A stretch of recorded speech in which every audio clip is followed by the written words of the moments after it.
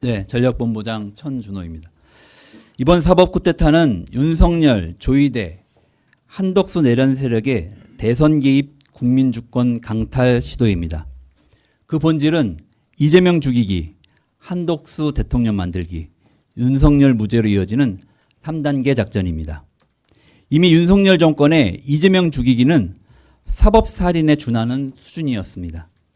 지난 2년 반 동안 윤석열 검찰은 이재명을 7번 소환했고 6번 기소했고 350여 회가 넘는 압수수색을 했으며 5건의 재판에 회부했습니다.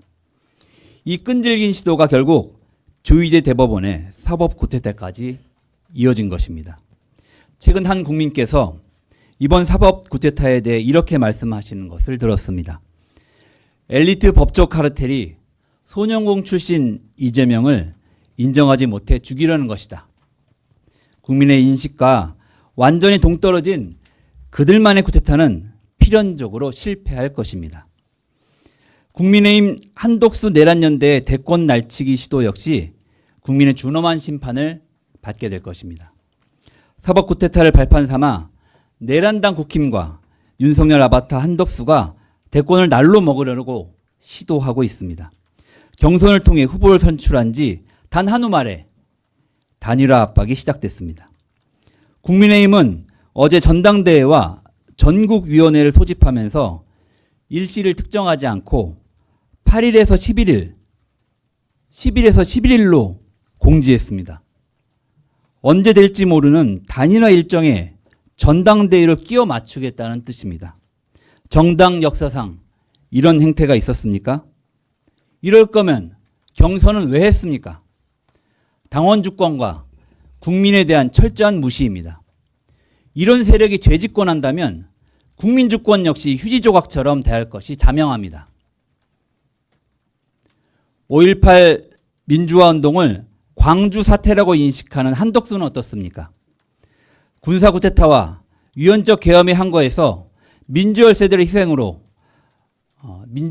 희생을 사태로 폄훼하는 이런 인식 수준이라면 12.3 계엄에 저항하고 민주주의를 지켜낸 오늘의 역사에 대해서도 위대한 국민의 배체 혁명이 아니라 사태로 인식하는 거 아닙니까? 만약 한덕수가 대통령이 된다면 우리 국민은 다시 계엄과 학살을 걱정해야 되는 거 아닙니까? 국민의힘과 한덕수의 목적은 분명합니다.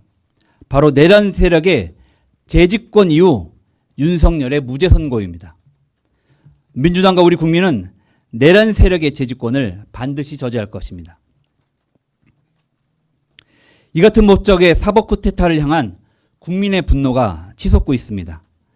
윤석열 대법관들의 6만 페이지 소송 기록 열람 과정 등을 공개를 촉구하는 온라인 서명 운동이 이틀 만에 100만 명을 넘어섰습니다. 법조계, 학계의 비판도 잇따르고 심지어는 법원 내부에서도 현직 법관들의 비판이 공개적으로 제기되고 있습니다. 국힘 결선이 종료된 후에 공표된 여론조사들에서도 이재명 후보와 민주당에 대한 지지도에 흔들림이 없습니다. 정치 고관여청 응답률이 높은 ARS 방식과 저관여청 응답률이 높은 전환 면접 방식 모두 견고합니다. 최근에 극우 성향의 여론조사에서도 대법원에 대한 비판 여론이 앞섰고 이번 사법 쿠데타의 타겟이 되었던 이재명 후보의 지지도도 50% 전후를 유지하고 있고 정당 지지도도 오차범위 밖의 우세를 보이고 있습니다.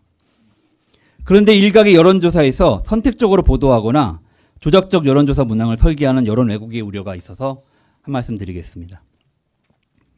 먼저 어제 공표된 리얼미터 조사 결과는 국민의힘 경선 기간에 진행된 것입니다. 경선 참여를 위해 대기하고 있던 국힘 지지층의 응답률이 높았음을 감안해야 합니다. 그런 여건에서도 가상 대결에서 이재명 후보 지지도는 김문수 또는 한덕수 지지도에 비해 압도적으로 높았습니다. 대다수 언론에서 이런 점들이 잘 보도되었지만 일부에서는 이 같은 맥락을 무시한 채 정당 지지율 박빙 등의 헤드라인으로 보도되기도 했습니다. 이런 경우 악의적인 의도가 없었다 하더라도 결과적으로 여론을 왜곡하게 될 가능성이 있다는 점을 유념해 주시기를 당부드립니다. 조이대 사법 쿠데타는 결국 실패할 것입니다. 민주당과 국민이 막아낼 것입니다. 윤석열의 1차 내란, 한덕수 최상목의 2차 내란에 이은 조이대의 3차 내란으로 오히려 국민의 정권교체 열망은 더욱 커지고 있습니다. 정권교체로 반드시 내란을 종식하고 진짜 대한민국으로 나아가겠습니다. 감사합니다.